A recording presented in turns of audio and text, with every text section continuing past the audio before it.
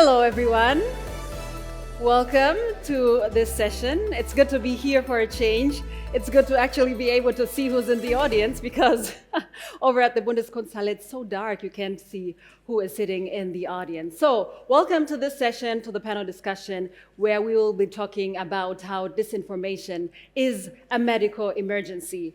And we said if we're treating it as a medical emergency, then we need to get a real medical doctor on the stage. We found one who is not only a doctor, but also an author, a TV presenter, and a science journalist. So, Dr. Eckart von Hirschhausen, welcome to the Global Media Forum. He's gonna come here, give some introductory remarks, and set the stage for our panel discussion. Let's give him a warm welcome. Okay, good luck. Hey everyone, I'm Eckart Hirschhausen. I trained as a medical doctor and as a science journalist. I'm working for Erde for already 30 years. And I want to ask if I owe you 100 German or European euro. Would you accept this banknote? Anytime, yeah? Yes. Raise your arms if you would accept it. We'll take it. Okay. Why would you accept it? Because there's a trust in the currency. And because people who are faking banknotes are getting sued and are taken to prison. Next thing, I have brought a new drug. And this is really a miraculous drug.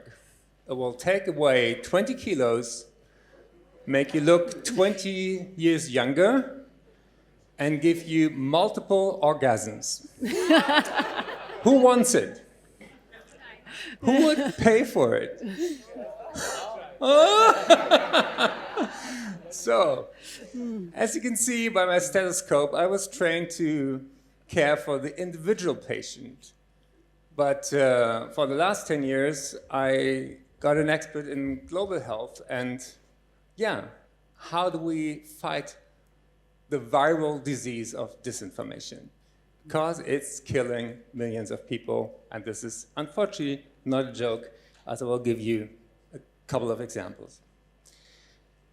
I'm the founder of Healthy Planet, Healthy People Foundation, trying to get more people convinced that personal health is not starting with the drug, but with the air we breathe, with the water we drink, with the plants we can eat, with bearable temperatures and peace. And you're all journalists, watch the news, all 5 basic elements of healthy, good living on this planet are in danger, and none of them are getting better by themselves. So we have to care for Mother Earth because it's the only planet where people can live. And if Elon Musk wants to go to Mars, please, one way.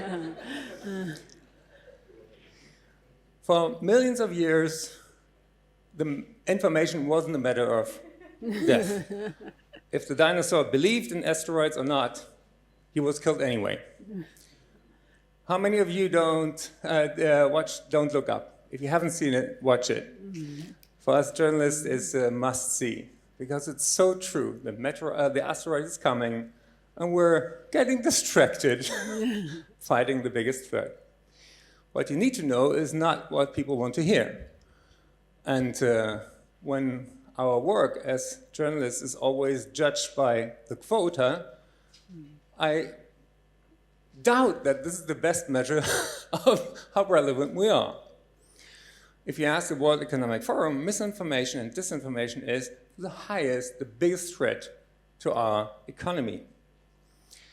And in the medical journals that I read, it's not about new invention, it's about really how do we fight disinformation.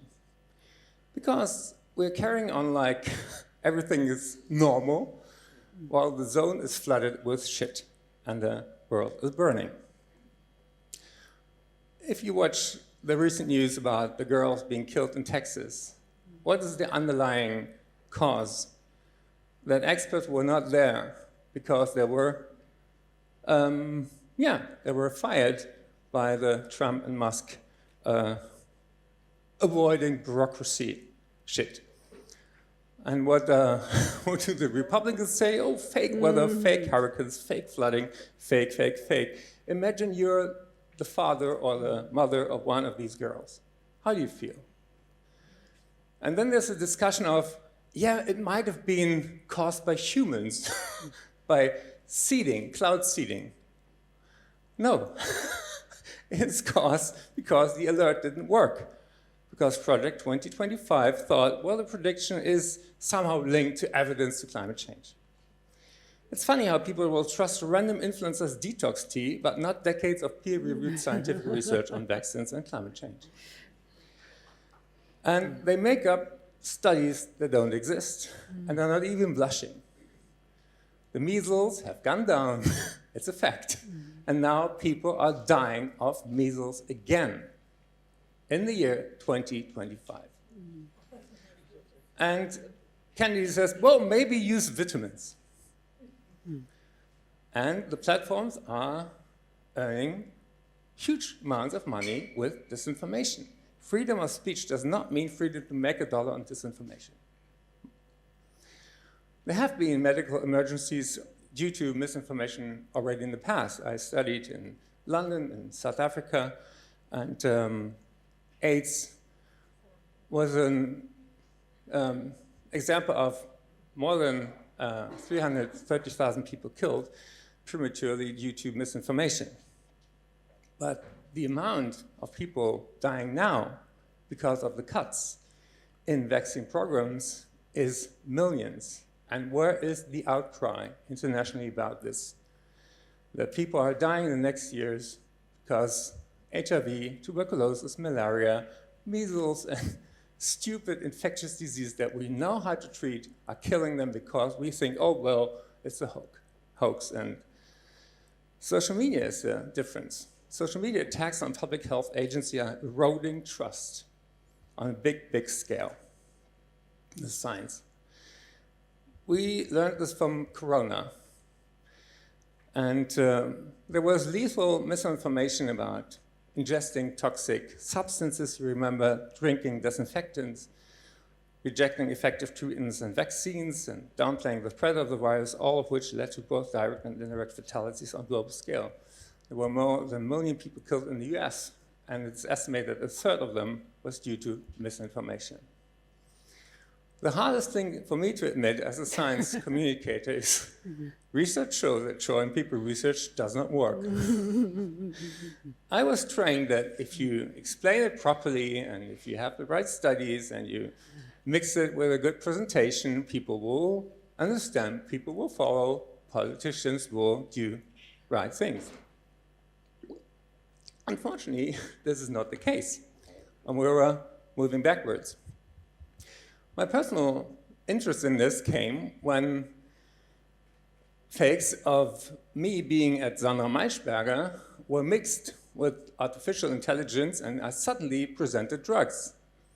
I never did any advertisement. I really always said my Glaubwürdigkeit, my trustworthiness is my highest goal. I do not want to take money from any industry.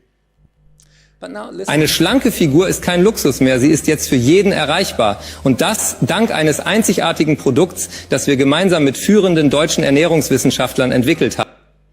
If you listen to my voice, it is really frightening how similar the voice gets to my real voice, and it's getting better and better every week. And sometimes I wake up and, is it me? Because suddenly I was a cardiologist. I tried to publish on this, that my face is mine. You can have the slides later on if you're interested in it. Women are used for pornography and other intimidating deepfakes. Finance experts are used to sell dodgy products. And last week I was shot. If you trust the ARD, the Tagesschau, you will be surprised that I'm still talking. But I show you this because it's not funny anymore. To watch this means individuals are harmed emotionally, financially, and physically as a result of toxic online content. And on the societal level, We have an increasing division and distrust that's eroding democracy. We have populists and authoritarians gain visibility and power at the expense of competent and independent voices like you are. And sounds a bit pathetic, but no less than civilization's progress since the Enlightenment is at stake. Do you agree? Okay. Yeah. The biggest threat is to human health, climate change, with new infectious diseases, with extreme weather events, and so on. And how many of you know Neil Postman, We're Amusing Ourselves to Death? This book was so prophetic because he said, well, with a remote control, we train our brain. If something is unpleasant, we switch reality. And this was far before we could just swipe and have a new reality. Climate change will manifest as a series of disasters viewed through phones with footage that gets closer and closer to where you live until you're the one filming it. And the science is clear, but the psychology, climate change isn't real. Okay, climate change is real, we're just not convinced it's caused by human, oops, fuck. We're at fuck. And we have to talk about who's funding disinformation. In my case, with the drugs, people are easily fooling elderly people who are trusting me as a person, as a medical doctor, as 30 years of science journalist. But on the big scale, big oil is funding this. And if you are not familiar with her work, Naomi Oreskes, a science historian at Harvard, Merchants of Doubt, brilliant book, brilliant movie. The same applies to tobacco control, the same applies to chemicals, the same applies to climate change. And Exxon funded it with millions to already fight what they knew. It's incredible, it's a crime against humanity. So if you want to know what's true, my foundation took 20 specialist journalists to have the Medien service Klima und Gesundheit. Watch it, it's free, it's online. We have to put research on the internet that's free and available because many journalists don't have the time to really go deep. So this is one thing that I do personally, thanks to Stiftung Mercator and others. The tunnel we're entering is getting closer.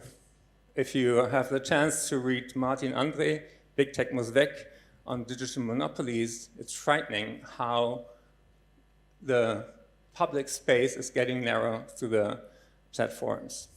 And this leads to another misinformation. The majority often does not realize it is the majority.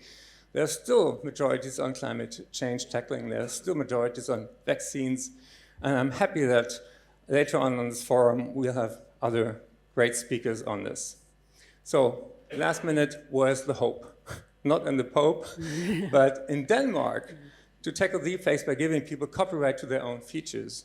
That's a European country moving forward. We have to have more European law enforcement. The World Health Organization is using health influencers to dedicate good health content, fighting misinformation, but it's a fight with very different levels. And use cartoons and use illustrations like this one. If you have so many fakes on renewable energies and AFD, and people are saying, oh, Windkraft windmills are killing birds, you can just show this. No, they don't. Cats kill birds. Windows kill birds. Cars kill birds. Stop talking about all these gaslighting. If you're not a scientist, you disagree with science about science, it's actually not a disagreement. You're just wrong. Science is not truth. Science is finding the truth. When science changed its opinion, it didn't lie to you. It learned more. This is important, WHO.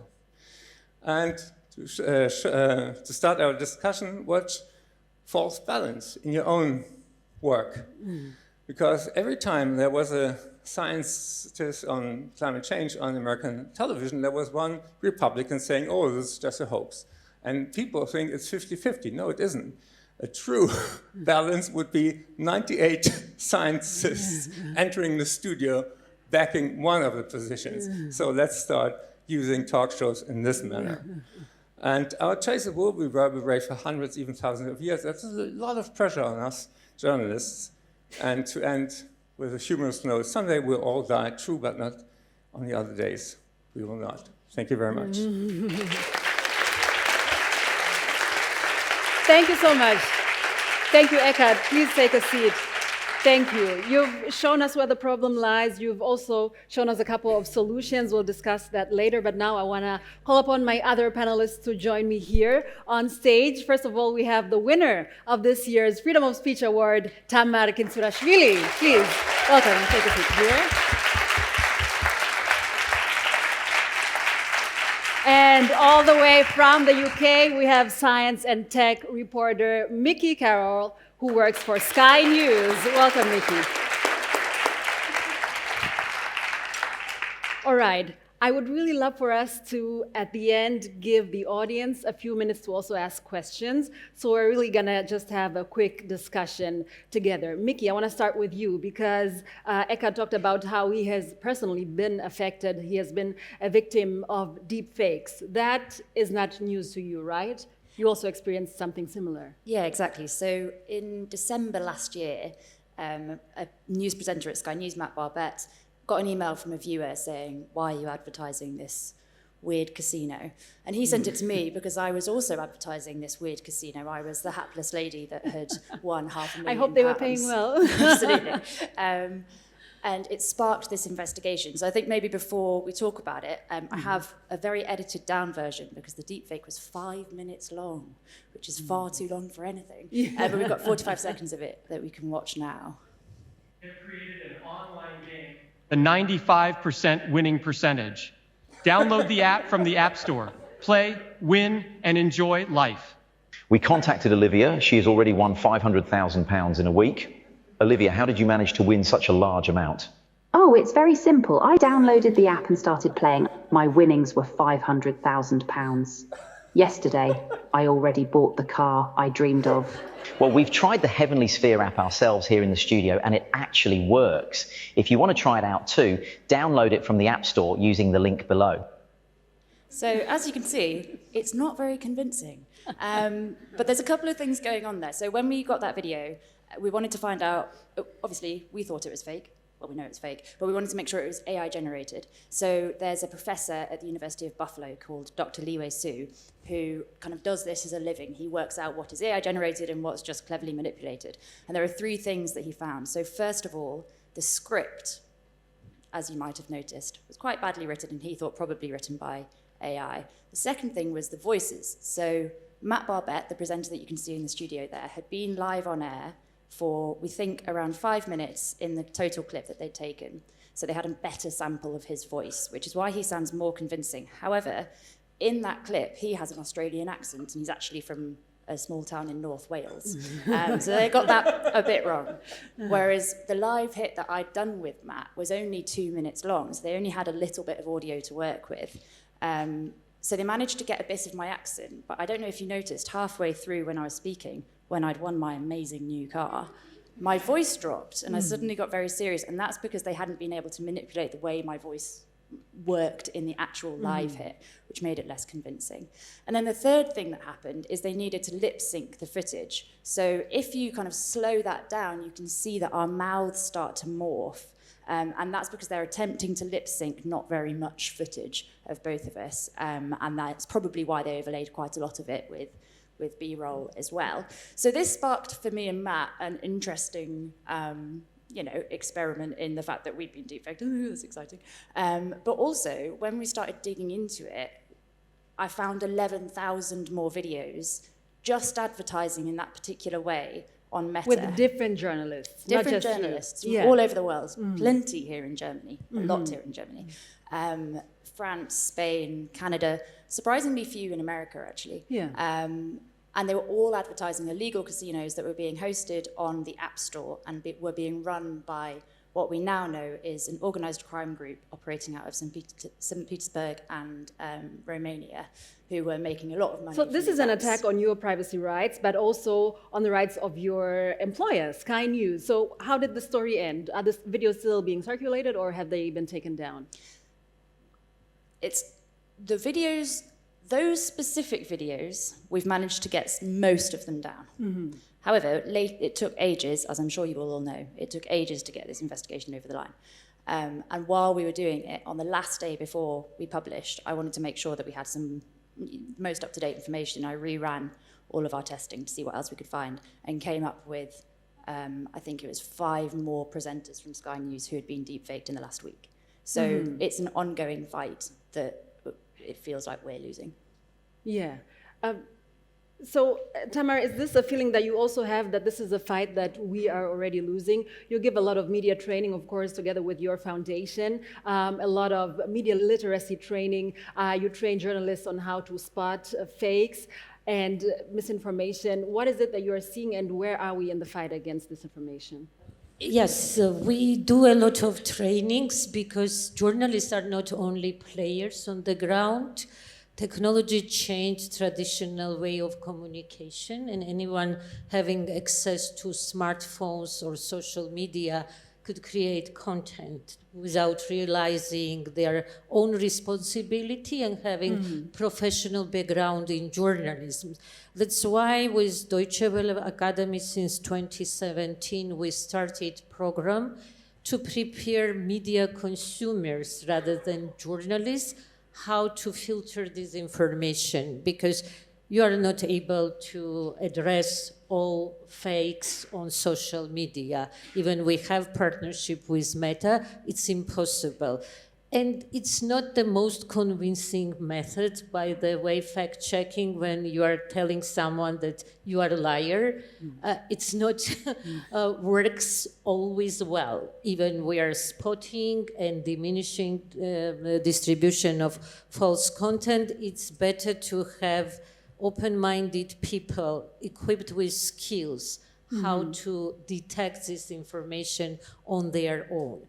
In Georgia, we're observing both foreign information manipulation and interference and domestic homegrown disinformation campaign coming from government. And often, for instance, we can show you the video of deepfake Putin threatening Germany, that he lifted the restrictions of bombing of Germany and everybody should prepare for this. But the target of this video is not that Germany per se and Germans, rather than the post-Soviet countries, to sow fear of war and create image of undefeatable Russia, powerful Russia, who could actually control everything. And this is the very emotional instrumentalization of fear of war, which became more vivid after Russia's full-scale invasion in Ukraine.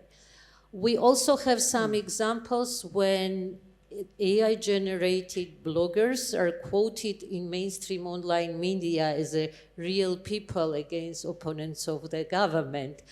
And it's difficult of course, for ordinary citizens to do detection like we do in our newsrooms. Can we have the example, please? С решением стран Европы и США разрешить обстрелы российской территории, ответ России будет асимметричным. И в этой связи мы также официально снимаем все ограничения на удары по территории Германии, включая их дальность. Теперь удары по Германии – это не вопрос «если», а вопрос «когда» и насколько глубоко. Original source of this deepfake is satiric Telegram channel, Moscow Never Lies, but it was presented as a real video, and they used the TASS logo. It was on the right side, and which is the news agency. But neither TASS or other propaganda channels from Russia reported on this story. So it's easy to verify for professional fact checkers.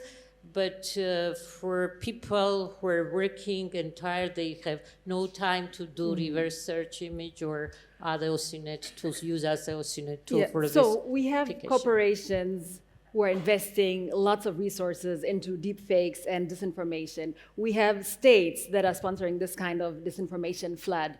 Let's get to the solutions. How do we fight the fake? Eckart, you went on to sue Meta, the parent company of Instagram and Facebook, and you won. So how has that victory helped maybe reduce the fakes, or are they still around?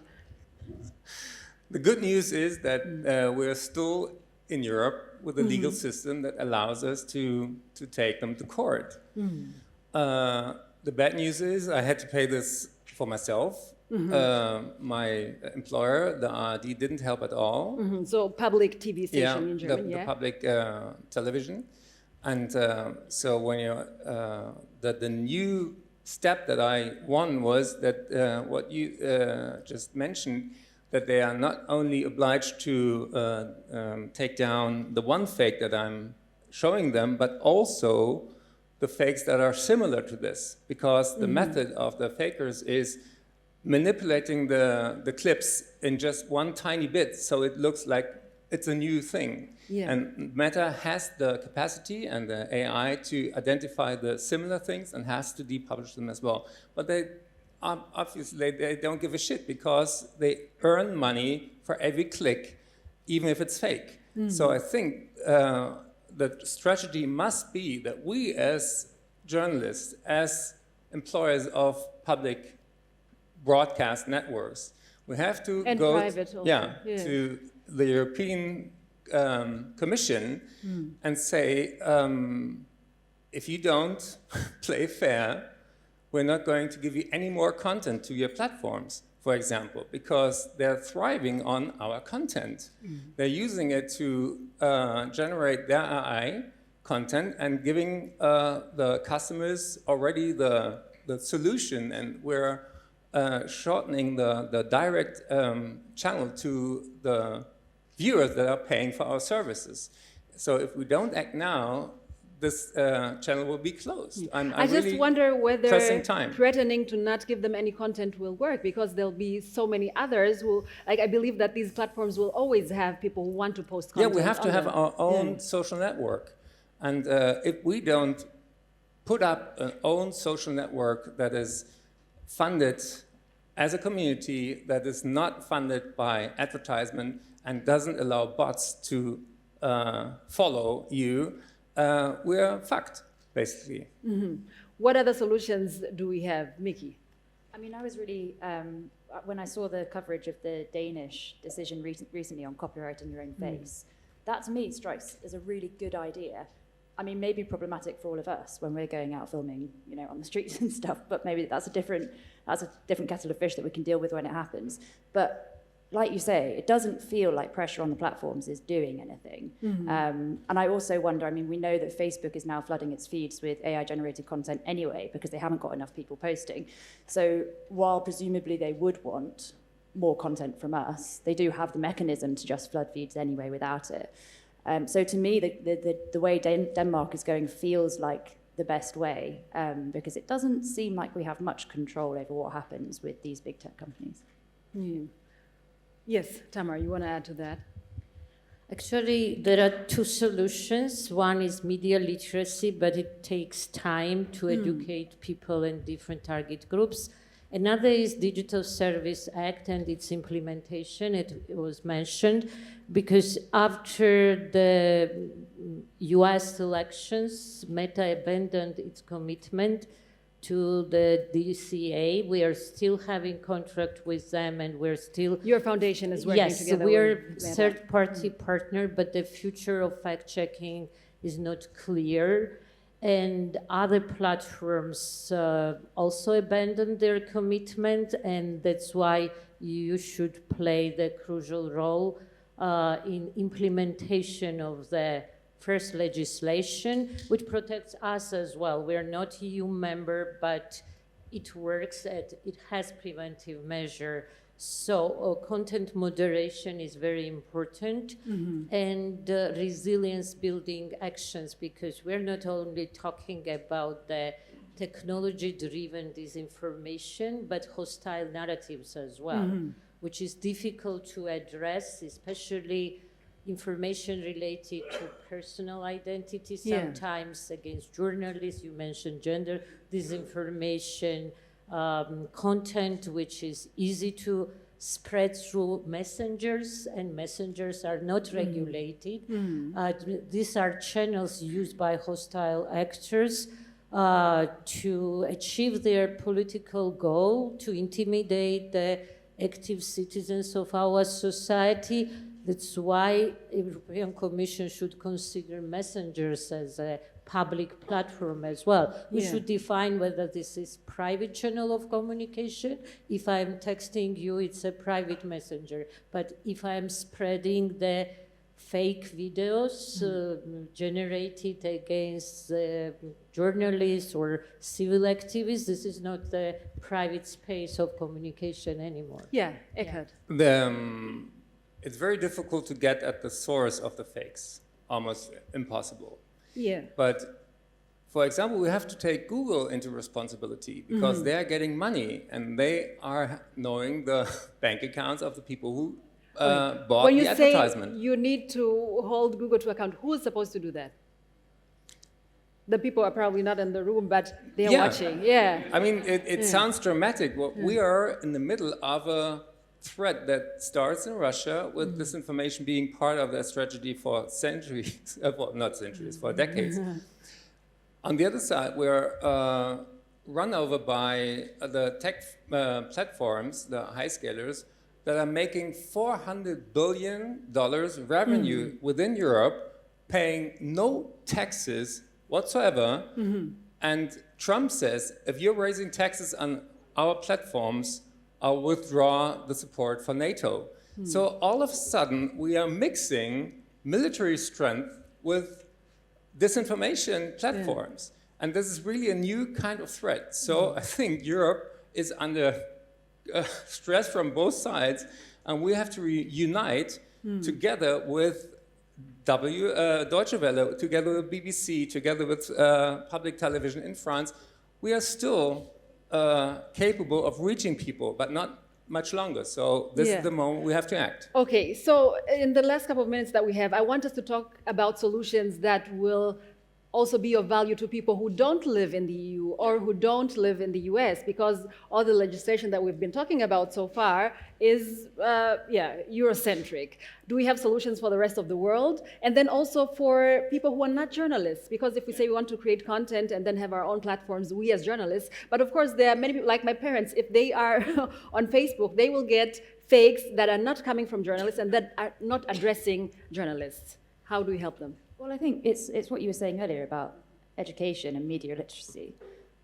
If you can spot a fake, we know how to spot fakes, and now we're pretty adept at it, I'd say. So it's about passing that knowledge on.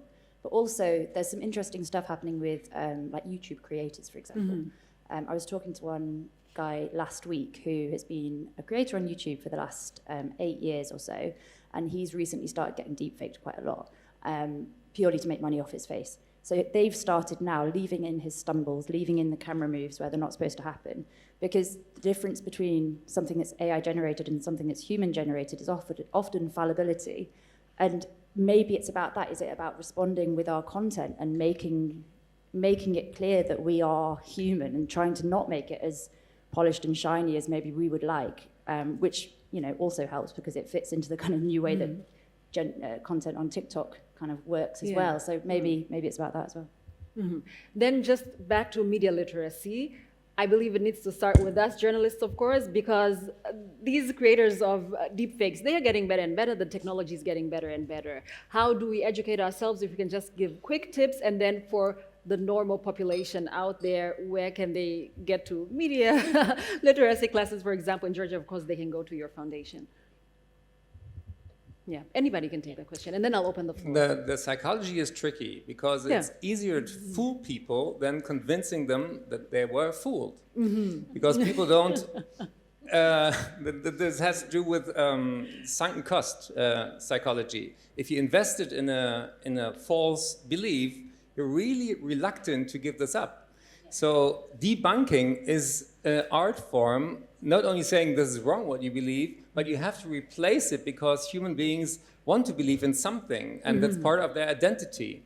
And so these mechanisms have to be part of our broadcasting, of our media education. And it's not only, when I look at the ARD ZDF Mediathek, There are a lot of movies for young people, but who's listening to us? 60 plus, and they're falling for it. So we have to educate all generations because it's a problem that's not going to give up. Yeah, Tamar, you have the final It's word. important also to explain intention behind, because everybody makes mistake.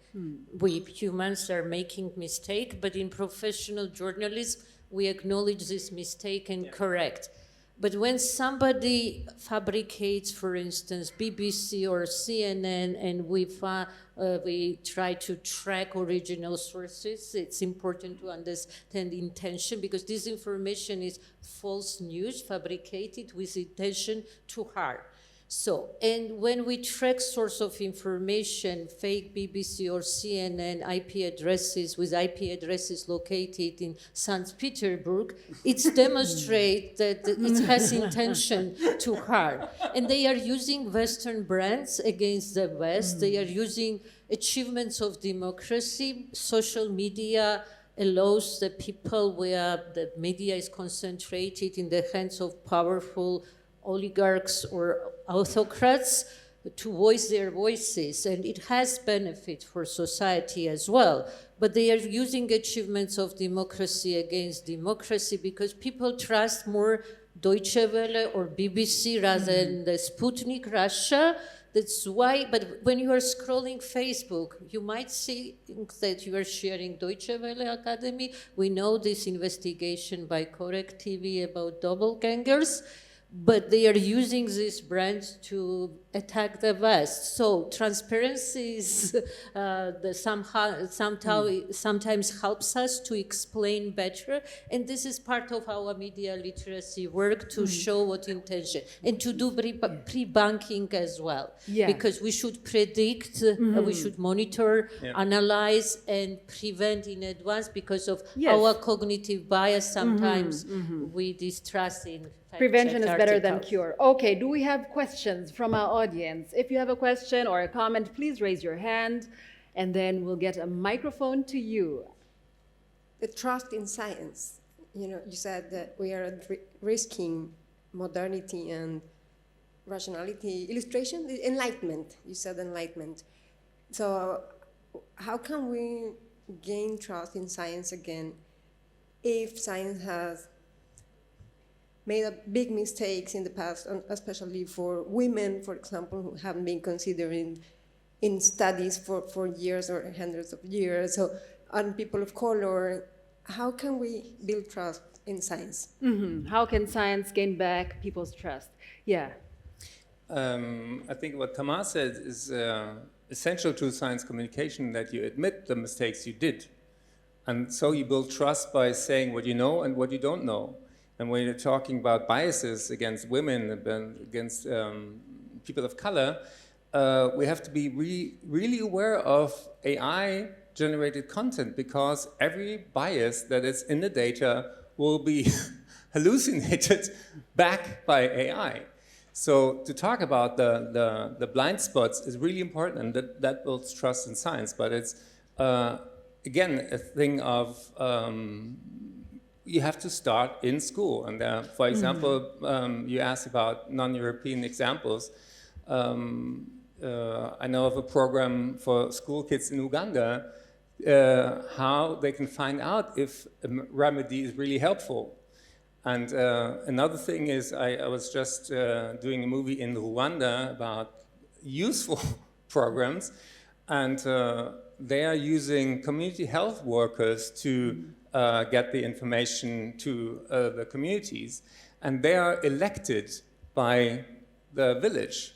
So this is a person who has already the trust of the village, and if they say this vaccine is safe, it saves your lives. So to use the local structures you have that to already exist. really think of who's multiplying the messages.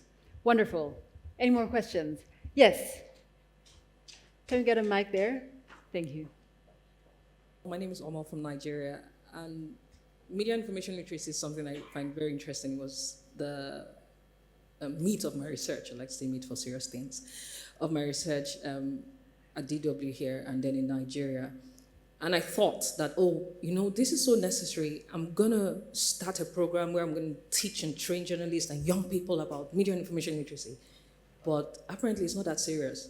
People don't think it's necessary. It's in rooms like this, we see, oh, it's really important. In the UN papers, you see education is the key to fighting disinformation.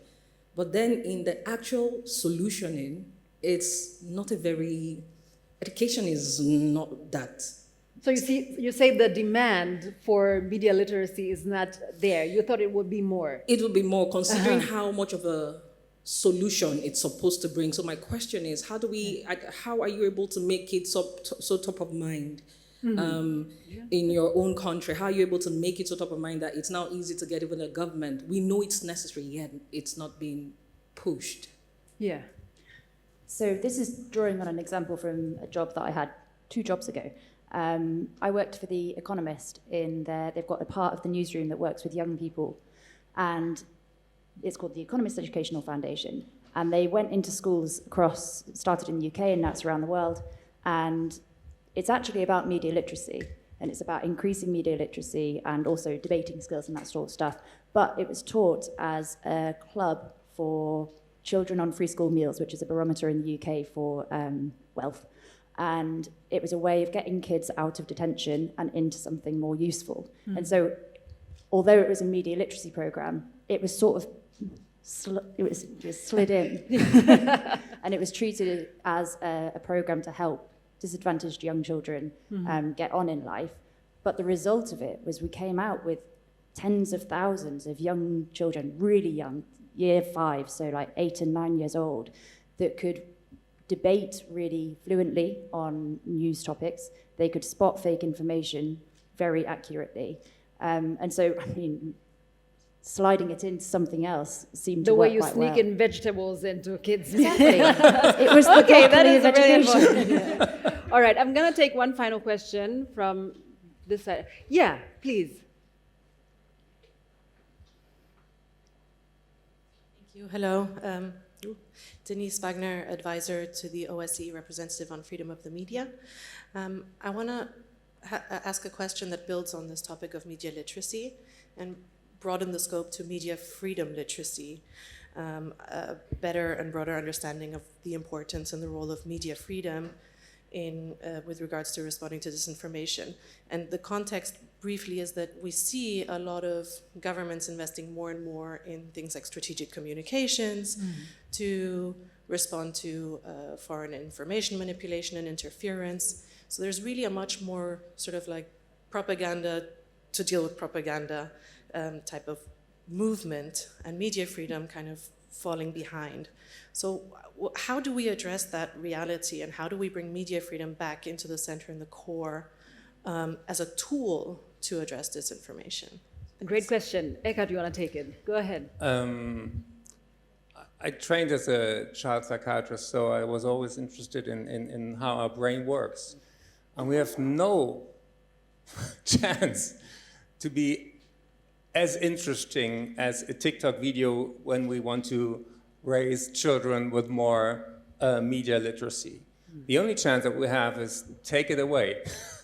Take it away, build our own social networks. Otherwise, we have no way of overcoming this addictive mechanism that spreads dopamine for every second, and any kind of educational video can never be as interesting as this. So if we don't block this direct entry to brain rotting a whole generation's brain, we're not getting them back by truth and good exercises.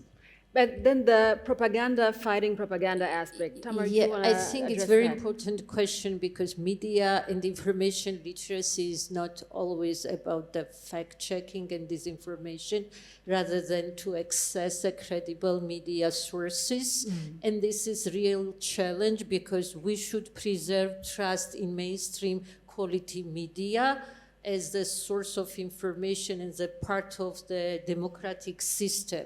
And we don't know how new generation consumes information, whether they're getting information at all. And this is the challenge. That's why they are losing trust in democracy. That's why we have low-level electoral participation.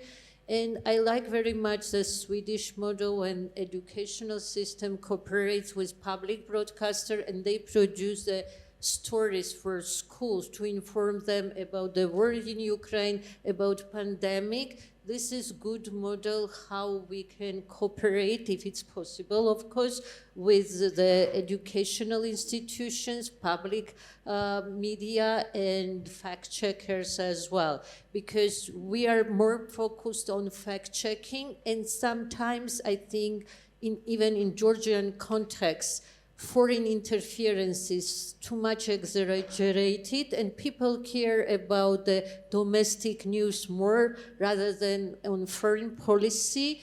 And preserving trust is very important. I think this is also information integrity should be our main focus rather than only fact-checking. Fact-checking is a one part of resilience building. It's a complex issue.